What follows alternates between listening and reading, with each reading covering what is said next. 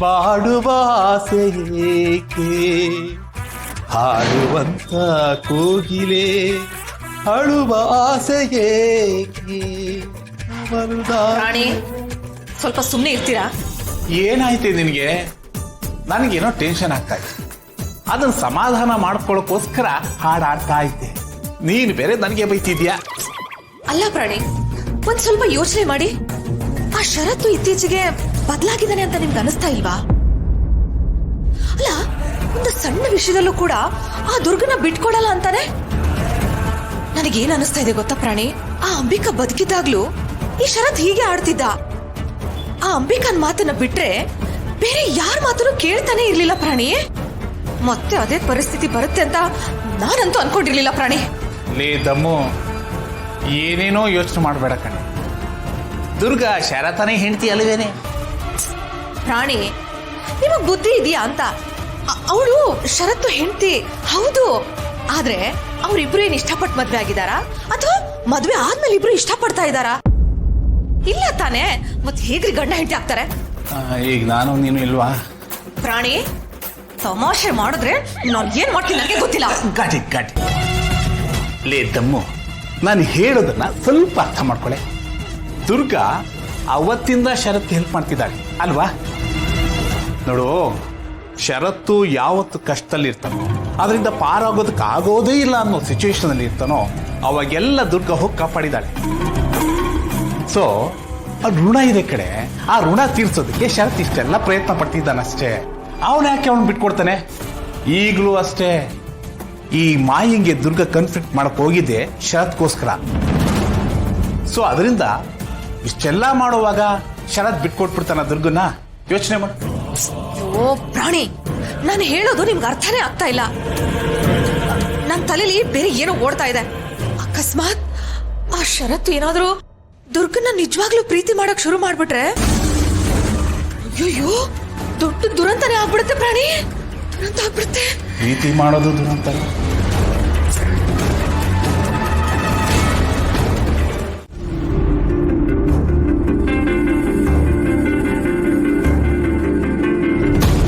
ಇನ್ನೂ ಎಷ್ಟೊತ್ತಾಗುತ್ತೋ ಏನೋ ಗೊತ್ತಿಲ್ಲ. ಎಷ್ಟೊತ್ತು ಅಂತ ಎಲ್ಲರೂ ಇಲ್ಲೇ ಇರೋದು. ಒಂದು ಕೆಲಸ ಮಾಡೋಣ, ನೀವೆಲ್ಲರೂ ಮನೆಗೆ ಹೊರಡಿ, ನಾನು ಇಲ್ಲೇ ಇರ್ತೀನಿ.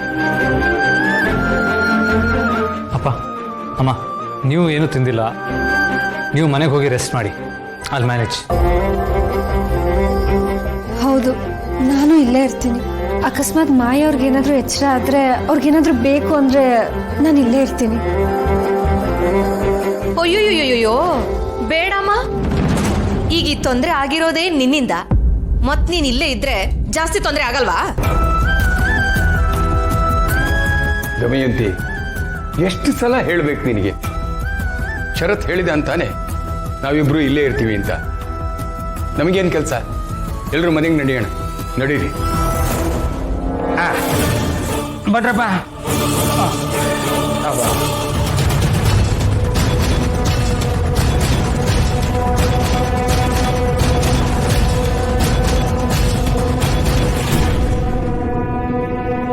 ಇಲ್ಲಿ ದುರ್ಗಾ ಅಂದ್ರೆ ಯಾರು? ಇನ್ಸ್ಪೆಕ್ಟರ್, ದುರ್ಗಾ ಅಂದರೆ ಇವರೇ.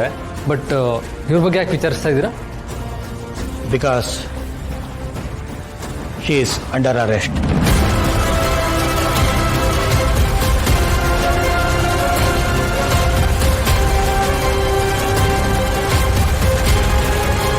ಇನ್ಸ್ಪೆಕ್ಟರ್, ಏನು ಹೇಳ್ತಾ ಇದ್ದೀರಾ? ಅಲ್ಲ, ದುರ್ಗನ್ ಯಾಕೆ ಅರೆಸ್ಟ್ ಮಾಡ್ತಾ ಇದ್ದೀರಾ? ಇನ್ಸ್ಪೆಕ್ಟ್ರೆ, ಸಡನ್ ಆಗಿ ನೀವು ಇಲ್ಲಿಗೆ ಬಂದಿರೋದು ನಮಗೆಲ್ಲ ಗೊಂದಲ ಅನಿಸ್ತಿದೆ. ಅದು ಅಲ್ಲದೆ ದುರ್ಗನ ಅರೆಸ್ಟ್ ಮಾಡ್ತೀನಿ ಅಂತ ಹೇಳ್ತಾ ಇದ್ದೀರಾ. ನಿಜವಾಗ್ಲೂ ನಮ್ಗೇನು ಅರ್ಥ ಆಗ್ತಾ ಇಲ್ಲ. ಅದು ನಮಗೆ ದುರ್ಗಾ ಅವ್ರ ಮೇಲೆ ಕಂಪ್ಲೇಂಟ್ ಬಂದಿದೆ. ದುರ್ಗಾ ಮೇಲೆ ಯಾರು ಕಂಪ್ಲೇಂಟ್ ಕೊಟ್ಟಿರೋದು?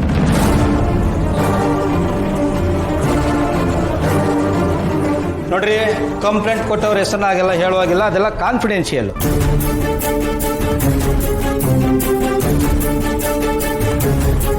ನಿಮಗೇನಾದ್ರು ಹೇಳೋದಿದ್ರೆ ಸ್ಟೇಷನ್ಗೆ ಬಂದು ಮಾತಾಡಿ.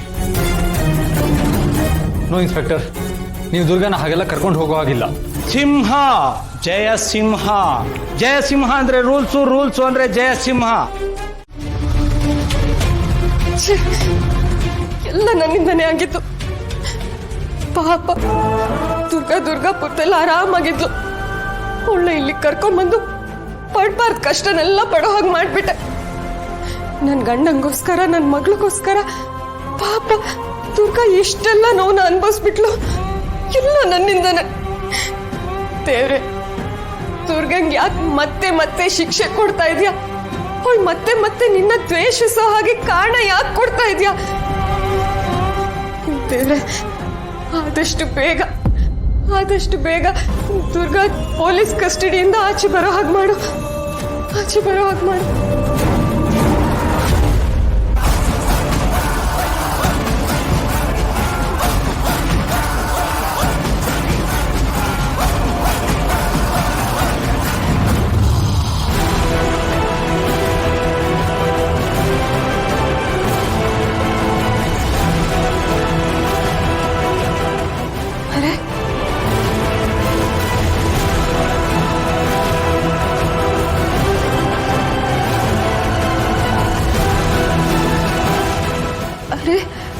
ದುರ್ಗಾನ ಪೊಲೀಸ್ನವ್ರು ಅರೆಸ್ಟ್ ಮಾಡಿ ಕರ್ಕೊಂಡು ಹೋದ್ರು ಅಂತ ಮಾವ ಎಷ್ಟೊಂದು ಟೆನ್ಷನ್ ಅಲ್ಲಿದ್ದಾರೆ. ಶರತ್ ಕೂಡ ಟೆನ್ಷನ್ ಮಾಡ್ಕೊಂಡು ದುರ್ಗನ್ ಜೊತೆನೆ ಹೊರಟೋದ್ರು. ನೋಡಿದ್ರೆ ಅತ್ತೆ ನತ್ತಿದಾರಲ್ಲ, ಅತ್ತೆ ಯಾಕೆ ಹೀಗಾಡ್ತಿದ್ದಾರೆ?